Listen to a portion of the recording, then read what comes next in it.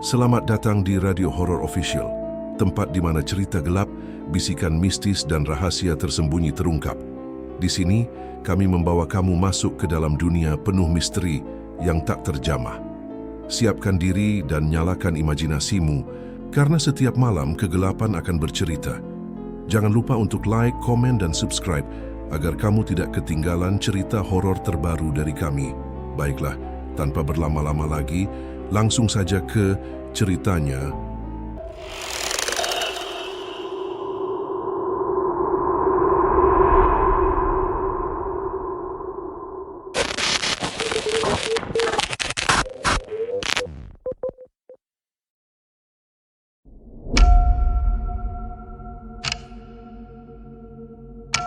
Malam itu, langit Semarang dipenuhi awan pekat. Hujan baru saja reda, meninggalkan aroma tanah basah yang menusuk hidung. Ratno, sopir truk tronton berusia 38 tahun, berdiri di samping kendaraannya. Truk besar memuat batangan seberat belasan ton. Keringat dingin menempel di pelipisnya, meski udara malam terasa menusuk. Awalnya, ia berencana berangkat ke sana. Tapi proses bongkar muatan di pelabuhan molor berjam-jam, membuatnya baru bisa menyalakan mesin pada pukul 11.45 malam. Itu berarti ia akan tiba di Alas Roban tepat pada dini hari waktu yang, bagi para sopir lintas Jawa, yang dikenal sebagai jam maut. Sambil memeriksa rantai pengikat muatan, Ratno dihampiri Surip, seorang sopir senior yang kebetulan juga sedang parkir di POS truk. "Tan, kowe lewat Alas Roban ke?" tanya Surip dengan nada berat. "Iya, Sur, lah lewat mana lagi?" "Jalan tol lagi padat katanya," jawab Ratno santai. Surip membayangkan, lalu menyalakan rokoknya. Asapnya mengepul perlahan, menutupi sebagian wajahnya, yang terlihat letih.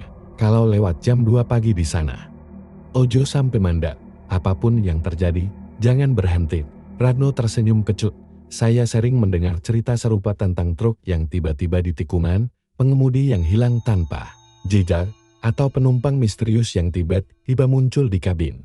Baginya, itu hanya bumbu cerita jalanan." Namun, muncul mata Surip kali ini berbeda. Ada ketegangan, seolah-olah dia mengingat sesuatu yang tidak ingin diucapkan. "Pokoknya, nek ono sing nyegat, ojo dilirik, gas terus wa," ucap Surip, menampar bahu Ratno sebelum kembali ke truknya. Ratno masuk ke kabin, menyalakan mesin. Getaran tronton langsung memenuhi telinga. Ia memegang setir dengan mantap, menatap jalan gelap di depannya. Tanpa disadari, jarum jam di dashboard sudah menunjukkan 01 waktu berjalan menuju dini hari. Menuju perjalanan yang tidak akan ia lupakan. Perjalanan menuju Alas Roban terasa sunyi. Jalan raya yang biasanya ramai kendaraan besar kini lengang. Hanya sesekali mobil pribadi lewat, lalu hilang ditelan kegelapan malam.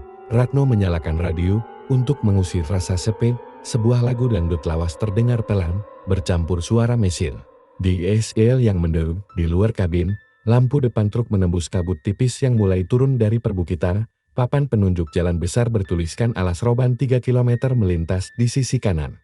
Ratno menarik napas panjang. Sebentar lagi lewat," gumamnya sambil menginjak pedal gas. Namun, begitu melewati gerbang wilayah hutan, suasana berubah drastis. Udara di dalam kabin tiba-tiba dingin, menusuk hingga ke tulang. Pepohonan raksasa di kiri dan kanan jalan tampak seperti dinding gelap yang menutup langit. Daun-daun berdesir tanpa arah, seolah ada sesuatu yang bergerak di dalam kegelapan.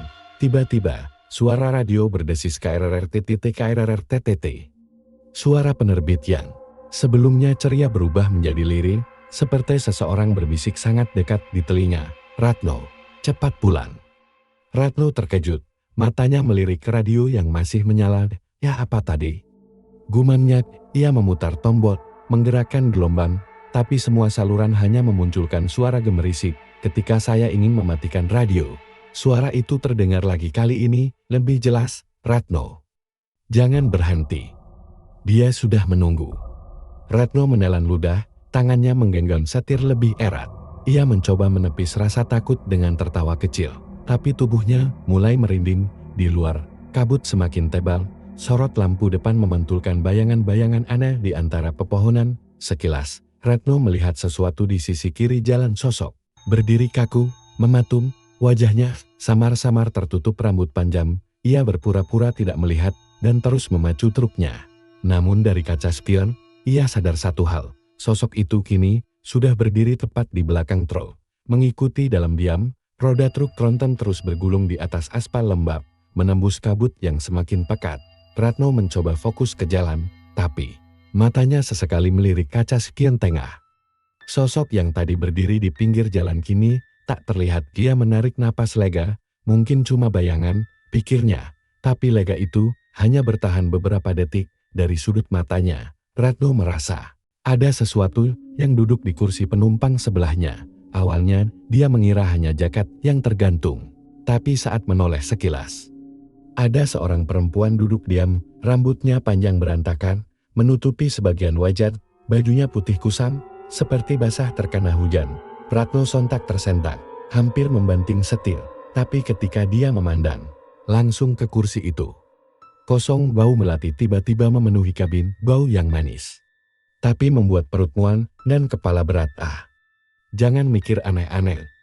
Fokus, fokus, gumamnya sambil mencoba menyalakan rokok. Ia menyalakan korek api baru. Ketika dari kaca depan, bayangan hitam melintas dengan sangat cepat. Spontan ia menginjak rem sedikit, membuat muatan besi di belakang berderak. Ketika ia kembali ke kursi penumpang, perempuan itu duduk di sana lagi, kali ini menatap lurus. Wajahnya pucat, matanya kosong, dan mulutnya agak terbuka, seolah ingin berbicara. Tolong, antar aku pulang. Suaranya lirih, serak, tapi menusuk telinga Ratno, seperti berbisik tepat di dalam kepalanya.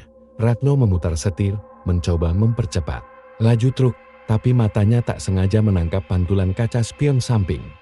Perempuan itu kini tersenyum lebar, namun giginya hitam semua. Ratno menekan pedal gas dalam-dalam. Jarum kecepatan menunjuk angka 60, tapi entah kenapa, jalan di depannya terasa tak pernah berubah. Lampu depan truk hanya menghasilkan pemandangan yang sama berulang kali. Tikungan landai ke kiri, sebuah pohon besar di pinggir jalan dengan akar mencuat seperti jari jemari raksasa. Lalu jalan lurus yang berkabut. 5 menit berlalu. Tikungan itu muncul lagi. 10 menit. Pohon itu muncul lagi. 20 menit. Ratno mulai merasa sesak. Ndak mungkin. Mestinya aku sudah keluar dari alas roban, gumamnya sambil melirik GPS di dashboard. Layar peta menunjukkan posisinya berputar di titik yang sama, seolah-olah ia tidak bergerak sama sekali. Tiba-tiba, suara ketukan tak tok tok terdengar dari bak truk di belakang. Pelan tapi berirama. Ratno mencoba mengabaikannya, namun ketukannya semakin keras, semakin cepat, hingga terdengar seperti puluhan tangan menghantam besi. Tok tok tok tok tok tok.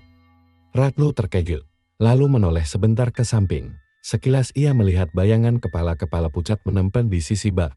Matanya menatap kosong ke arahnya. Dengan tangan gemetar, ia meminta pandangan kembali ke jalan. Namun kali ini, matanya membelalak. Pohon besar yang tadinya hanya di pinggir jalan, kini berdiri tepat di tengah aspal, seolah menghadang sepanjang jalan. Di antara akar yang menjuntai, sosok perempuan berbaju putih tadi berdiri mematung, dan perlahan mengangkat tangan, memberi isyarat agar Ratno berhenti. Ratno menginjak rem dalam-dalam, ban tronton berdecit keras di atas aspal basah. Truk berhenti hanya beberapa meter sebelum menabrak pohon besar yang tiba-tiba ada di depannya. Mesin menggeram sebentar, lalu mati total. Lampu depan padam, diam radio. Hanya terdengar suara detak jantung Ratno di telinga. Waduh, kenapa? Ini gumamnya. Coba main starter ulang. Kunci diputar, klik-klik. Klik tapi tak ada reaksi. Suasana di luar terasa aneh, hening. Tapi bukan hening yang biasa. Tak ada suara jangkrik, tak ada desiran angin. Udara dingin menusuk seperti di dalam lemari es. Ratno memutuskan turun untuk memeriksa mesin. Begitu pintu kabin dibuka, hawa dingin langsung menerpa wajahnya, membuat kulit merinding. Ia menyalakan senter kecil dari saku. Sorot cahaya putih menembus gelap, menyorot kap mesin yang beruap tipis. Tidak ada yang aneh, hingga pendengaran menangkap suara itu. Krek-krek seriak, seperti rantai besi diseret di atas aspal pelan. Tapi makin lama makin dekat. Ratno memutar senter ke arah suara. Kabut di kejauhan bergoyang perlahan, seperti ada sesuatu yang bergerak di baliknya. Seret, seret, tok tok tok.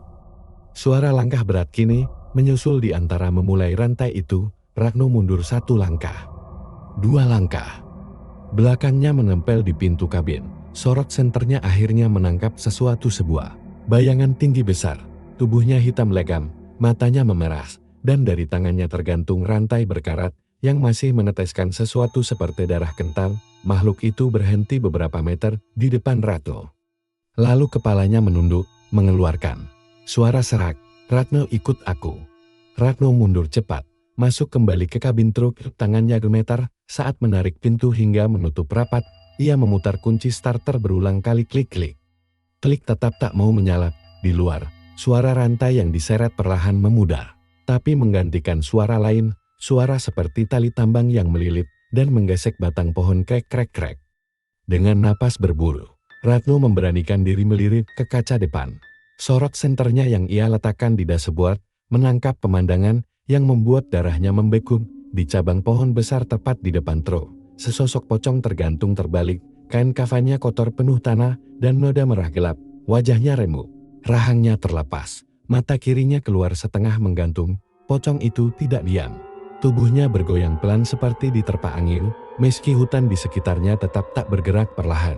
Kepala pocong itu berputar terlalu jauh untuk ukuran manusia hingga menghadap langsung ke Ratno. Mata cetakannya menatap tajam, dan dari mulut robeknya terdengar suara berat, "Parau, kamu yang dulu buang aku di sini." Ratno membeku. Ia tak pernah merasa membunuh siapapun, apalagi membuang mayat, tapi memunculkan itu. Memunculkan penuh dendam, seolah-olah mengenalnya. Tiba-tiba, tali di leher pocong itu putus. Tubuhnya jatuh menghantam tanah dengan suara gedebuk berat. Tapi tidak memantul, tidak menggeliat, hanya menghilang seketika, seolah-olah ditelan. Tanah, Ratno menelan ludah dari arah belakang truk. Terdengar ketukan pelan di pintu bak besi, tok-tok-tok. Ketukan pelan itu tok-tok-tok terdengar teratur, seolah-olah seseorang sedang menunggu respon dari dalam. Ratno mematung di kursinya, jantungnya memukul dada lalu. Ketukan itu bertambah keras, tok-tok-tok. Dan kemudian, ratusan ketukan sekaligus dari segala arah bak truk di belakang, giling, giling, giling, giling, giling. Seperti puluhan orang memukul-mukul besi dengan tangan kosong, suara dentingnya menggema di seluruh kabin, membuat gigi Ratno bergemeletup. Ia menoleh ke spion samping dan langsung menyesar. Di sisi bak truk, puluhan noda wajah menempel, sebagian hanya setengah badan. Kulit mereka pucat kebiruan, bibir membiru, mata membelalak tanpa kelopak. Beberapa orang tersenyum lebar, gigi hitam mereka terlihat jelas. Ratno buru-buru tiban wajahnya, menginjak pedal starter berulang kali, mesin batu. Lalu hidup. Lampu depan kembali menyala. Tanpa pikir panjang, ia menginjak gas habis-habisan, ban tronton berdecit, meninggalkan bekas hitam di aspal. Namun di kaca spion, Ratno melihat pemandangan yang membuatnya hampir muntah. Wajah-wajah itu tetap menempel, bergerak mengikuti kecepatan truk, bahkan ada yang perlahan mulai naik, mendekati kaca belakang kabin. Salah satunya, wajah perempuan berbaju putih yang tadi menumpang di kursi sebelah, kini menempel di kaca belakang. Senyumnya semakin lebar, matanya menatap lurus pada Ratno. Tiba-tiba, dari dalam kabin, terdengar suara napas. Bukan napasnya sendiri, tapi napas orang lain. Dari kursi penumpang sebelah, Ratno tidak berani menoleh. Ia tahu, siapapun atau apapun yang sedang duduk di kursi penumpang itu bukan manusia. Tangannya memegang setir erat, mencoba tetap fokus pada jalan lurus yang entah mengarah kemana. Namun, di tengah ketegangan itu, pikirannya malah mengembara. Ia teringat percakapan lama dengan almarhum ayahnya, yang dulu juga sopir truk lintas. "Jawan Ton, kalau lewat alas roban, jangan main-main. Di tahun 80-an, di situ banyak tiduran, orang-orang yang dibunuh, dan selalu dikubur. Banyak yang cuma dibuang di hutan, ada yang mengikat rantai, ada yang dilempar ke jurang. Sampai sekarang, katanya mereka masih nyari tumpangan buat pulang." Dulu Ratno hanya menganggap cerita itu untuk menakut-nakuti anak, tapi sekarang, bayangan wajah-wajah pucat yang menempel di bak truk, sosok perempuan berbaju putih, dan makhluk tinggi berantai itu. Semua cocok dengan kisah para korban. Jantungnya berdegup lebih cepat saat ia melirik speedometer. Kecepatan sudah 80 km per jam. Tapi suara ketukan di bak masih mengikuti. Bau melati semakin tajam, bercampur aroma anyir bisi berkarat atau darah. Tiba-tiba pikiran terguncang oleh satu hal. Tadi sore, saat bongkar muatan di pelabuhan, ia sempat bertanya pada Mandor Gudang. Ini isinya besi semua, kan, Mandor? Itu hanya tersenyum tipis, tanpa menjawab. Lalu menyuruhnya buru-buru berangkat. Kini, di tengah kegelapan alas roban, Ratno mulai curiga. Besi batangan di bak truknya mungkin, bukan sekadar besi, mungkin. Ada yang ikut tertanam di dalamnya. Dari kursi penumpang, suara perempuan itu kembali terdengar. Pelan, tapi menusuk hati. Kamu bawa kami pulang kan? Ratno menginjak. Rem tidak ada respons. Ia memutar setir truk tetap melaju lurus. Semakin kencang, jarum speedometer kini menunjuk angka 100 km per jam dan terus naik. Napasnya berburu. Tangannya mencoba menarik rem tangan. Tapi tuas itu seperti terkunci. Mesin menderu. Getaran kabin semakin keras. Seolah truknya berubah menjadi hewan buas yang lepas kendali. Dari sudut mata, ia melihat sesuatu bergerak di sisi kiri. Sosok hitam tinggi berlari sejajar dengan truknya. Sesekali kakinya menyentuh tanah, matanya menyala merah. Di sisi kanan, bayangan-bayangan lain muncul puluhan. Lalu ratusan berlari cepat. Wajah mereka berubah-ubah menjadi korban kecelakaan, sebagian dengan leher patah, sebagian tanpa kepala. Ratno panik, ya Allah. Ini apaan? Gumamnya. Tiba-tiba, setir truk bergerak sendiri. Seperti dipegang oleh tangan, tak kasat mata ia menoleh. Dan membeku. Perempuan berbaju putih kini duduk di pangkuannya. Kedua tangannya yang dingin menggenggam setir. Wajahnya begitu dekat. Mata hitam penuh. Bibir tersenyum lebar menampakkan gigi hitam berlapis darah. Kita sudah dekat. Sebentar lagi sampai. Suara itu membuat telinga Ratno berdenging. Kepalanya terasa berat. Memutar mulai berkunang-kunang. Di luar, jalanan mulai menurun tajam. Tapi truk tak melambat. Justru semakin cepat. Kabut terbuka sedikit. Menampakkan kelokan tajam di ujung jalan. Dan setelah itu, jurang, makhluk-makhluk yang tadi berlari kini berhenti di tepi jalan. Hanya menatap, seolah menunggu Ratno terjatuh. Terdengar bisikan yang sama dari semua arah. Turunlah. Waktumu sudah habis. Truk melaju pembohon, raungan. Mesinnya bercampur dengan suara angin malam yang menjerit di telinga Ratno. Kelokan tajam di depan, semakin dekat. Jurang menganga di sisi kanan, gelap dan dalam. Seperti mulut raksasa yang siap menelan apa saja. Ratno memaksa meraih setir, mencoba merebut kendali dari tangan perempuan berbaju putih yang duduk di pangkuannya. Tapi tangannya seperti menembus. Udara dingin tak bisa menyentuhnya, seolah sosok itu hanyalah bayangan. Atau roh. Sorot matanya bertemu dengan mata hitam perempuan itu. Bibirnya bergerak, namun kali ini terdengar menggema di seluruh kabin. Sekarang giliranmu yang pulang. Tiba-tiba, setir berputar sendiri ke arah kanan, ban depan truk melompat dari aspal, melewati tembok besi yang berderit keras, lalu hampa dalam sepersekian detik sebelum terjun. Ratno melihat ke kaca spion wajah-wajah yang tadi menempel di bak truk, kini tersenyum lega, seolah mendapat kebebasan. Namun di antara mereka, ada satu wajah yang membuat darahnya membeku wajahnya sendiri, dentuman keras memecah kesunyian malam. Truk tronton itu menghantam dasar jurang, api meledak dari tangki bahan bakar, menyala seperti obor raksasa di tengah hutan alas roban. Tapi, Ratno tak merasakan sakit. Ia berdiri beberapa meter dari pendinginnya, tubuhnya utuh, meski bajunya hangus. Ketika ia mencoba melangkah, tubuhnya terasa ringan, terlalu ringan. Ia menoleh ke bangkai truk dan melihat jasadnya sendiri, terjepit di kursi pengemudi, mata terbuka kosong menatap langit.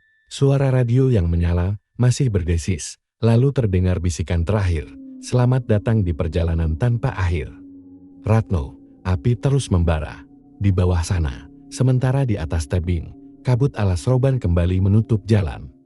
Menunggu korban berikutnya, bintang-bintang itulah kisah Ratno.